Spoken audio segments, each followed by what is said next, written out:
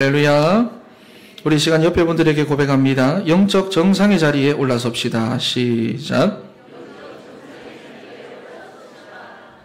영적 정상의 자리에 올라섭시다.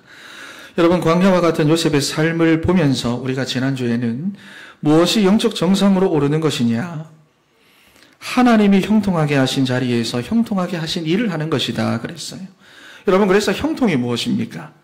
지금도 언약의 말씀을 이루어가고 계시는 그 여호와 하나님께서 언약 성취의 자리에 서 있는 나와 함께하는 것, 그것이 바로 형통입니다. 그래서 하나님의 말씀을 붙잡고 말씀의 인도를 받으며 임마누엘의 축복을 누려야 된다라고 그랬어요. 여러분, 오늘 본문에도 보면 다니엘이라고 하는 사람이 나옵니다. 다니엘의 삶도 보면은요, 광야와 같은 삶이에요. 어려서부터 가족과 이별하고는 타국에서 포로 생활했습니다. 그런데도 영적 정상의 자리에 계속 서 있었다는 것입니다. 그랬더니 나라가 바뀌고 정권이 바뀌면 여러분 숙청이 되거나 뒷방으로 물러나 앉아야 하는데도 오히려 불신자 왕들이 다니엘을 찾아와가지고 자기 곁에 두려고 했습니다. 여러분, 이렇게 광야와도 같은 우리의 삶은 반드시 아름다운 밭이 되고 숲으로 여겨지게 될 것인데 영적 정상으로 올라서는 지혜가 우리에게 있어야 되는 거예요. 왜냐하면은 우리가 살아가고 있는 이 세상의 상태가 하나님을 떠난 창세기 3장의 세상이기 때문입니다. 여러분, 그래서 오늘은 이 다니엘을 통해서 영적 정상에 올라선다는 것이 무엇이고 또 어떻게 올라서야 하는지에 대해서 우리 주시는 말씀을 아멘으로 받아 예배에 성공하고 하나님께 영광을 올리는 사랑하는 우리 진천의 성도 다 되시기를 바랍니다. 첫 번째로 뜻을 정한 사람입니다. 여러분, 우리가 다니엘서 1장 하면 생각나는 것이 바로 다니엘이 뜻을 정하였다 하는 것입니다. 그것도 바벨론이라고 하는 하나님이 없는 우상의 현장에서 다니엘이 뜻을 정하였다는 거예요. 다시 말해서 포로로 끌려갔지만 영적 정상의 자리에 서 있었다는 것입니다. 여러분, 그 비결이 무엇이냐? 1절과 2절 말씀을 다시 한번 읽어보겠습니다. 시작. 유다 왕 여호야김이 다스린 지 3년이 되는 해에 바벨론 왕 느부갓네살이 예루살렘에 이르러 성을 에워쌌더니 주께서 유다 왕 여호야김과 하나님의 전 그릇 얼마를 그의 손에 넘기심에 그가 그것을 가지고 신할 땅 자기 신들의 신전에 가져다가 그 신들의 보물 창고에 두었더라. 아멘. 아멘. 여러분, 유다 왕 여호야김이 다스린 지 3년이 되는 해, 주전 605년도입니다. 바벨론 왕 느부갓네살의 예루살렘 1차 침공 때 많은 사람들을 포로로 붙잡아 갔는데 다니엘을 비롯하여 사드락, 메삭, 아벳느고와 같은 똑똑한 아이들, 그리고 귀족의 자녀들을 데리고 갔어요. 그리고 그때 이제 전리품으로 여호와의 성전 기구와 그릇들도 함께 가지고 간 것입니다. 그러니까 이스라엘이 그렇게나 자랑하며 믿는 여호와라고 하는 신도 우리에게는 굴복했다, 그런 뜻이에요. 그래서 그것을 가지고 신할 땅 자기들의 신들의 신전에다가 그 신들의 보물 창고에 두었더라 그랬어요. 여러분, 그런데 성경을 자세히 보면은 무엇이라고 표현을 하느냐? 주어와 동사를 한번 봐보세요. 주께서 넘기심에 그가 그 신들의 보물 창고에 두었더라 그랬습니다. 여러분, 분명히 부끄럽고 비극적인 역사지만 여호와께서 넘기셨다는 것을 말씀하고 있습니다. 여러분, 그런 이것을 역사적인 사실로 보면은 느부갓네살이 이끄는 신바빌로니아가 갈기미스 전투에서 이집트를 무너뜨리고 세계의 패권을 잡게 되는 그 모든 과정에서 이집트의 우방이었던 유다를 유린하고 많은 귀족들을 포로로 사로잡아 갔는데 이런 역사적인 사건들을 다 누가 주관하셨다는 말씀입니까? 하나님께서 하셨다는 거예요. 여러분, 무엇을 말합니까? 하나님의 주권을 믿는 믿음을 말씀하고 있는 것입니다. 여러분, 우리 신앙생활의 가장 중요한 기초예요. 여러분, 이 기초가 약하고 건물의 지반이 약하면은 비가 오고 바람이 불 때 무너지듯이 말이죠. 이 기초가 흔들리면 작은 사건에도 전체가 흔들리는데 하나님의 주권을 우리가 믿지 못하면 우리 자신부터가 여러분 먼저 무너집니다. 그래서 하나님의 주권이라고 했을 때 사람들이 보면은요, 좋은 것, 좋은 일만 가지고 하나님의 주권이라고 말하는데요. 오늘 다니엘을 한번 봐보세요. 여러분, 고작 16살입니다. 악명 높은 바벨론의 군대가 쳐들어와서 가족들을 다 죽이고 자기는 이제 전쟁 포로로 바벨론에 끌려가야 되는 그런 서글프고 무서운 상황이 왔는데도 지금 뭐라고 합니까? 주께서 넘기셨다는 거예요. 여러분, 그러니 상처에 사무쳐가지고 돈의 뜻을 정하고 성공의 뜻을 정하고 세상 앞에 사람 앞에 뜻을 정하는 게 아니라 하나님 앞에 뜻을 정할 수가 있는 것입니다. 그것도 바벨론이라고 하는 그 현장에 가서도 하나님 앞에서 자기 인생의 뜻을 정하는 거예요. 여러분, 마찬가지로 하나님의 주권이 정말로 믿어지는 사람은 환경 탓, 사람 탓, 형편 탓 하지 않습니다. 어디에 있든지 간에 하나님 앞에서 뜻을 정합니다. 여러분, 그런데 하나님의 주권이 사실적으로 믿어지지 않으면은 과거가 다 그 인생의 상처로 남아가지고 돈의 뜻을 두고 살아가면서 경제에 끌려다니거나 성공의 뜻을 두고 세상 풍조에 휩쓸려 살거나 하면서 작은 사건에도 나 자신부터가 먼저 흔들리고 무너지는데요. 원망 불평만 하다가 광야에서 끝이 나는 인생이 되고 마는 것입니다. 여러분, 그러니 우리가 정말로 우리가 신앙생활을 한다, 믿음 생활을 한다라고 했을 때에 어떤 믿음이 중요한 것이냐? 하나님의 주권을 믿는 믿음이 중요한 줄 믿습니다. 우리 옆에 계신 분들에게 고백합니다. 하나님의 주권을 믿는 믿음이 회복되어 시작. 영적 정상의 자리에 올라섭시다. 우리 한 번 더 고백합니다. 하나님의 주권을 믿는 믿음이 회복되어 영적 정상의 자리에 올라섭시다. 여러분, 그렇다면 하나님의 주권을 믿는다. 여러분, 이것이 무엇일까요? 내가 하나님의 주권을 믿는다. 여러분, 이것은 눈이 바뀐다는 것입니다. 세상 역사를 바라보는 눈이 바뀌고 내 인생을 바라보는 눈이 바뀌는 겁니다. 여러분, 그래서 모든 역사의 주관자가 하나님이시다. 전 세계를 움직이는 열방의 왕들도, 그리고 열국의 역사와 자연 만물들까지도 하나님께서 다 움직이고 계신다. 여러분, 그런데 역사를 이루어 가시는 방향이 무엇입니까? 하나님이 역사를 붙잡고 역사를 이루어가고 움직이시는 그 방향이 무엇이냐? 하나님은 지금도 구원의 역사를 이루어가고 계시는데 자기의 백성들을 저들의 죄에서 구원하신다는 것입니다. 여러분, 그래서 기원 전과 기원 후를 나누는 역사의 기준이 무엇입니까? AD, BC를 나누는 역사의 기준이 무엇입니까? 마태복음 1장 21절입니다. 아들을 낳으리니 그 이름을 예수라 하라. 이는 그가 자기 백성을 그들의 죄에서 구원할 자이심이라. 여러분, 그러니 우리가 하나님의 주권을 믿는다라고 했을 때 내가 정상적으로 그 주권을 믿고 있다면은 원망 불평을 향해 끝도 없이 가는 것이 아니라 내 인생이 그리스도께로 나아갑니다. 내 인생이 그리스도께로 집중되게 되어져 있습니다. 처음에는 원망도 하고 불평도 잠깐 하다가도 내가 그리스도를 찾고 예수 그리스도라고 하는 그 문을 두드리게 되어져 있는 것입니다. 여러분, 그래서 다니엘서 2장 44절 말씀을 한번 봐보세요. 다니엘서 2장 44절 읽어보겠습니다. 시작. 그의 시대에 하늘의 하나님이 한 나라를 세우시리니 이것은 영원히 망하지도 아니할 것이요 그 국권이 다른 백성에게로 돌아가지도 아니할 것이요 도리어 이 모든 나라를 쳐서 멸망시키고 영원히 설 것이라. 아멘. 여러분, 뭐라고 말합니까? 역사의 주관자가 하나님이신데 하나님께서 그리스도를 통해 영원한 하나님의 나라를 회복하실 것이다 라는 거예요. 여러분, 이게 다니엘의 고백인데 예수님이 오시기 600년 전의 고백입니다. 그러면서 세상의 나라와 세상의 왕들은 아무리 강해도 결국은 다 없어지고 망하게 되겠지만은 하나님의 나라는 없어지지 않고 계속해서 확산되어 나갈 것이다라는 것을 말씀하고 있어요.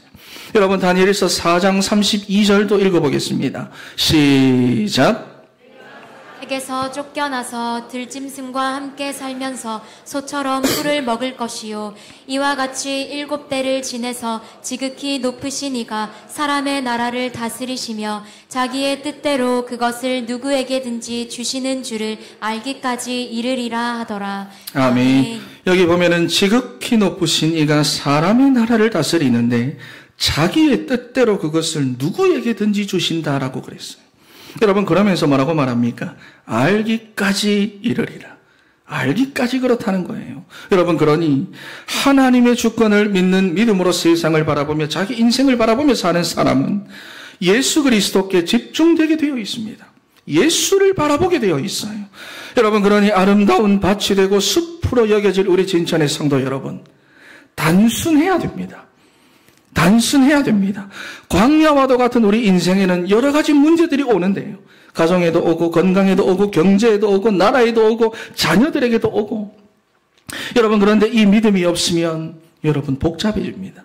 복잡해지면 어려워져요. 복잡해지면 해결이 안 됩니다. 복잡해지면 여러분 잠도 못 자요. 복잡해지면 예배도 안 되고 기도도 안 돼요. 그런데 하나님의 주권을 믿는 이 믿음이 회복이 되면 간단해집니다. 왜냐? 하나님이 하셨구나. 그렇지요. 하나님이 하셨구나. 광야를 걷는 것과 같은 내 인생의 결핍은 근본적으로 하나님이 없는 결핍이구나. 그래서 그리스도를 제대로 알게 하시고 구원의 축복을 나로 하여금 제대로 누리게 하시려고 하나님이 주신 문제구나. 여러분, 그래서 하나님의 주권을 내가 믿는다라고 하는 것은요, 결국은 내 인생의 주어가 바뀌는 것입니다. 하나님이 하셨다. 그러니 하나님께서 하실 것이다. 여러분, 그렇다면 우리는 무엇을 해야 됩니까? 우리는요, 하나님께 내 인생의 뜻을 두고 말씀을 따라 말씀의 인도를 받는 것입니다. 여러분, 그래서 문제를 만나고 어려움을 만나고 내가 막 흔들릴 때에 어떻게 가야 된다라고 제가 계속해서 말씀을 드렸습니까? 어떻게 가야 합니까? 기억하십니까? 저를 따라서 고백합니다. 당연한 고난이다. 한 번 더, 정말 당연하다는 듯이 말하셔야 됩니다. 한 번 더 시작. 당연한 고난이다. 그래서 내게 복음이 필요하다.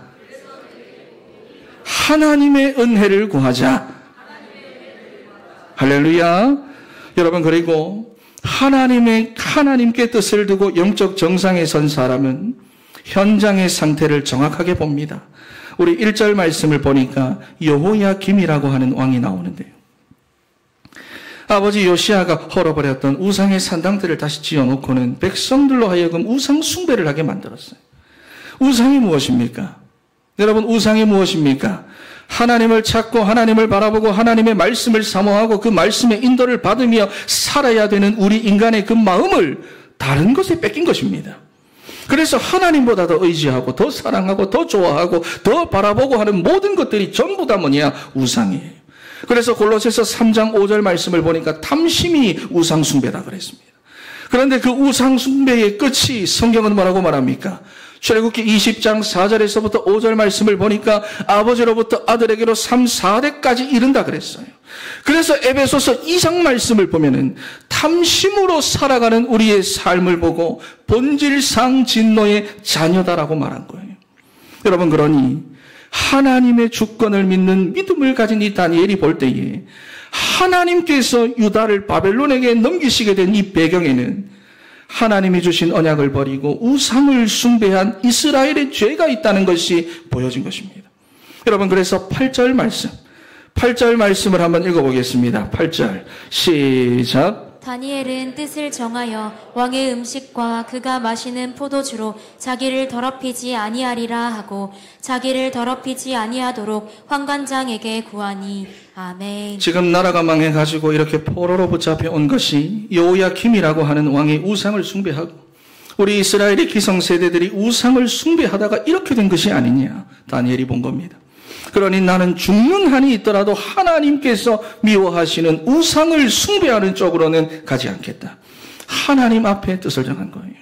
여러분, 그러니 다니엘의 일생을 보면은 하나님의 주권 속에서 현장을 제대로 보니까요, 참된 준비를 하면서 평생을 살아가는데 이 사람이 영적 정상의 자리에서 말씀하신 그 70년의 기한을 준비하는 거예요. 바벨론 땅에서. 여러분, 성경은 우리가 살아가는 이 세상을 보고 창세기 3장이라고 말씀합니다. 하나님을 떠나 사단이 공중의 권세를 잡고 임금 노릇, 신노릇을 하고 있는 세상이에요. 하나님 없는 것들로 충만한 세상입니다. 우리 안에는 여러분, 그래서 하나님 없는 것들로 각인되어 있고요. 우리 아이들은 지금도 하나님 없는 문화와 콘텐츠들로 자기 안에 틀린 각인들을 시키고 있어요. 여러분이 뜻을 정하셔야 됩니다. 자녀를 살리고 현장을 살리기 위해서 우리가 뜻을 정하고 준비해야 되는 것입니다. 여러분, 그런데 그렇다고 해서 오해하면 안 되는 것이 세상 사람들이 싫어하는 행동을 해야 된다는 게 아닙니다. 반대로 살고 별나게 살아야 된다, 여러분, 그 말이 아니에요. 이 땅에 생겨나는 모든 재앙은 우상 숭배 때문이고, 우리가 실패하는 것은 하나님의 은혜가 필요한데도 하나님께 구하지 않고 인간의 노력만 한 결과가 인간의 실패와 방황으로 드러나게 된 것인데, 그런 저주와 재앙의 흐름을 우리가 끊어야 된다는 것입니다. 그래서 내 개인의 삶에서도 끊어내버리고, 가정 가문에서도 끊어내버리고, 내가 있는 모든 현장에서도 끊어내버리고, 자녀들에게도 끊어내버리고, 여러분 그것이 바로 뭐냐? 뜻을 정하는 것이고 영적 정상의 자리에 서 있다는 것입니다.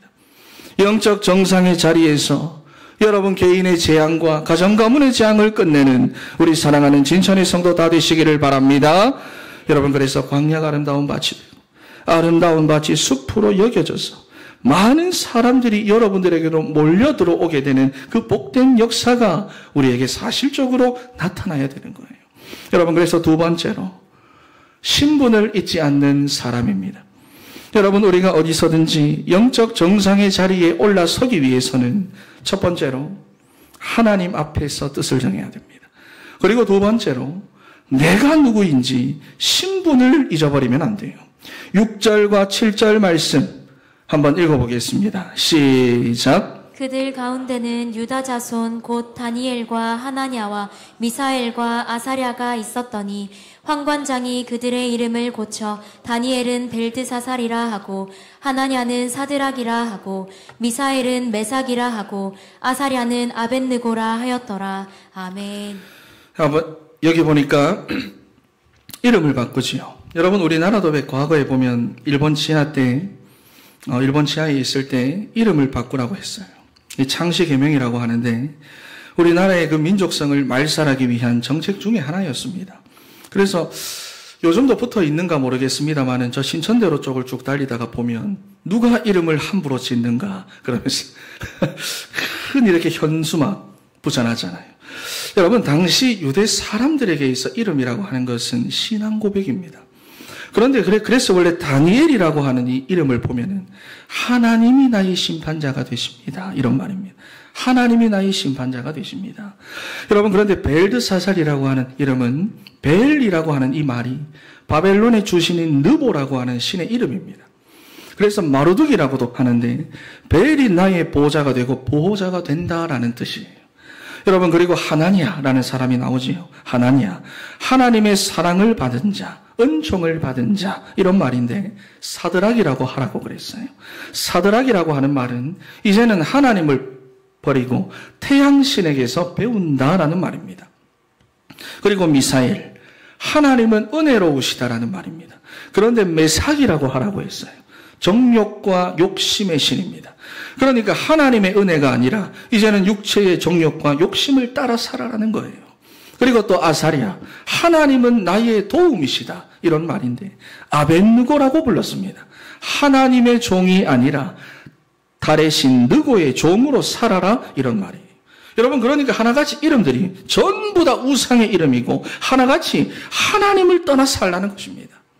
여러분 그런데 세상은 우리에게 지금도 이렇게 이름을 바꾸라고 요구합니다. 우리의 신분과 정체성을 기억하지 말고 잊고 살아라. 떠나 살아라. 그냥 남들이 사는 것처럼 그렇게 살아라는 거예요. 그래서 예배자 잊고 살아. 너 바쁘잖아. 전도자 그렇게까지 안 해도 된다. 이미 지금도 충분하게 잘하고 있다. 하나님의 자녀 교회만 다니면 되지 뭐. 여러분 그렇게 한 주간 동안 가정에서나 직장에서나 우리의 그 원래 신분을 망각하며 살아가도록 하는 것이 세상의 임금 사단이 원하는 것입니다. 그렇게 우리를 속이고 있다는 거예요. 그런데 여러분 나는 다니엘입니다. 그 현장에서 내 이름은 다니엘입니다. 이렇게 부르고 고백을 할 때마다 자기의 신앙이 고백되잖아요. 나는 다니엘입니다. 그래도 나는 다니엘입니다. 하나님이 나의 보좌가 되고 하나님이 나의 심판자가 되십니다. 나는 세상의 판단, 사람들의 판단보다 절대 주권자이신 하나님의 판단만 나는 중요합니다. 여러분 이게 고백이 되어지잖아요. 여러분 그런데 우리가 예수를 그리스도로 영접한 그 순간부터 우리에게 주어진 이름이 있습니다. 그리스도인입니다. 그리스도인. 여러분 그리스도인이라고 하는 이 말은 하나님께서 나와 함께 하시며 하나님이 책임지시는 사람이라는 거예요. 여러분 그래서 보통 이름이 아닙니다. 그런데 사단은요. 세상의 현실과 그 형편을 통해서 우리의 이러한 신분을 잊어버리고 망각하며 살아가도록 우리를 속입니다. 그래서 고린도전서 3장 16절 말씀에 사도 바울이 분통이 나서 이야기를 하는 거예요. 너희는 너희가 하나님의 성전인 것과 하나님의 성령이 너희 안에 계시는 것을 알지 못하느냐. 우리가 광야 인생을 살아가고 있지만은 하나님의 보좌와 통할 수 있는 그 축복된 역사가 지금도 내 안에 있는데 하나님의 성령이 우리 안에 거하신다는 것입니다. 여러분, 그래서 에베소서 1장 13절 말씀을 보면은 성령으로 인치심을 받았다 그랬어요. 예수 그리스도를 고백한 저와 여러분은 도장을 찍듯이 성령으로 인치심을 받았는데 에베소서 4장 말씀을 보니까 구원의 날까지 인치심을 받았다 그랬어요. 그래서 계시록 8장 말씀을 보면은 우리가 기도할 때마다 우리의 그 모든 기도가 천사들에 의해서 하나님의 보좌로 옮겨지게 되는 그 복된 역사가 우리의 삶 속에서 지금도 이루어지고 있다는 것입니다. 그러면서 누가복음 10장 19절 말씀에는 결코 너희를 해칠 자가 없으리라 그랬어요. 여러분, 그러니 문제가 있다, 사건이 있다, 고난이 있다. 여러분, 그 당연한 고난은 그리스도의 반석 위에 우리를 견고하게 하시려는 하나님의 방법입니다. 로마서 8장 38절 39절 말씀을 보니까 세상의 그 어떠한 것도 우리를 하나님의 사랑에서 끊을 수가 없다 했어요. 그러니 우리는 망할래야 망할 수가 없는 신분입니다. 구원의 축복과 보좌의 응답을 가지고 악한 자가 만지지도 못하고 해칠 자가 없는 완전 승리의 길을 걸어갈 수밖에 없는 그 복된 신분이 바로 저와 여러분입니다. 여러분, 그러니 우리는 우리의 신분을 잊어버리면 안 됩니다. 사단은 어떻게 하든지 우리가 언약의 백성이고 하나님의 자녀된 신분을 잊어버리도록 세상을 통해서 지금도 속이려고 합니다. 우리 옆에 계신 분들에게 고백합니다. 속지 맙시다. 시작. 당신은 망할 수 없는 신분입니다. 믿습니까? 여러분, 다니엘은 어떻게 대처했습니까? 세상의 입장에서는 벨드사살로 불려지기 원했고 직장에서는 벨드사살로 살아가기를 원했지만 다니엘 자신은 한 번도 그것을 받아들인 적이 없습니다. 세상이 나를 어떻게 부르든 직장에서 나를 어떻게 부르든지 간에 다니엘은 언제든지 다니엘이었습니다. 어디에 있든지 다니엘은 다니엘이었어요. 하나님이 나의 보좌요, 하나님이 나의 심판자요, 나는 하나님의 것으로 살고 하나님의 판단만 받겠습니다. 이런 그 신앙의 고백으로 다니엘은 여러분 끝까지 바벨론에서 페르시아로 나라가 바뀌어도 다니엘은 다니엘로 살았습니다. 여러분, 그래서 다니엘서 8장 1절 말씀을 보면은 나 다니엘에게 그랬어요. 이름을 1장에서 바꿨는데 나 다니엘에게, 15절에도 마찬가지입니다. 나 다니엘이, 다니엘서 9장 2절에도 나 다니엘이 벨드사살이란 이름으로 바꾸어 불리도록 세상도 원하고 왕도 원하고 환관장도 원하고 일하는 직장에서도 원했지만은 다니엘은 세상의 그러한 요구를 받아들이지 않았습니다. 세상을 살아가는 여러분의 이름은 무엇입니까? 한 주간 동안 가정에서보다 직장에서 더 많은 시간을 여러분들이 보내고 계시는데 직장에서의 여러분의 그 이름은 무엇입니까? 여러분, 우리는 다 그리스도 안에서 새로운 피조물이 되었어요. 고린도후서 5장 17절 말씀에 그런즉 누구든지 그리스도 안에 있으면 새로운 피조물이라 이전 것은 지나갔으니 보라 새 것이 되었도다 그랬습니다. 우리의 이름은요, 그리스도인입니다. 언약의 백성입니다.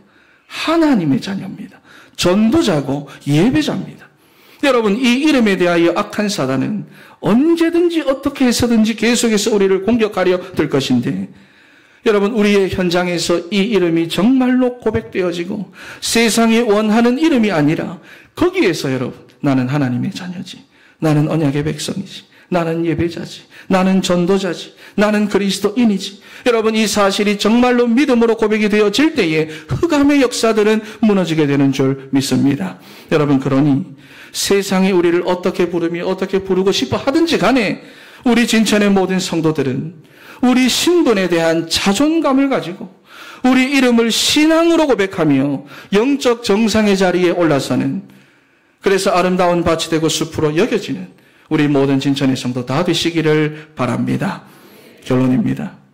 절대 성공하지 못할 거야 라는 제목의 책이 있습니다. 넷플릭스의 공동 창업자 마크 랜돌프가 쓴 책인데 처음 넷플릭스에 대한 사업 구상을 이야기했을 때 듣는 사람들마다 한다는 말이 실패할 거야. 절대로 너 성공하지 못할 거야 하면서 말도 못 꺼내게 했다는 거예요. 여러분 마찬가지입니다. 우리가 하나님의 주권을 믿는 믿음으로 살아간다. 나 믿음으로 살아. 나 믿음으로 살 거야. 그리스도인으로 살 거야. 세상은 절대로 성공하지 못할 거야. 다시 생각해봐. 요즘 시대가 어떤 시대인데 너 실패할 거야. 사람들한테 외면받을 거야. 그렇게 말할 겁니다. 여러분은 이제 어떤 소리에 귀를 기울이며 살 것이고 어떤 이름으로 불리며 살아갈 겁니까? 광야가 아름다운 밭이 되고 아름다운 밭이 숲으로 여겨지게 되리라. 응답은 여러분 이미 선포되었습니다.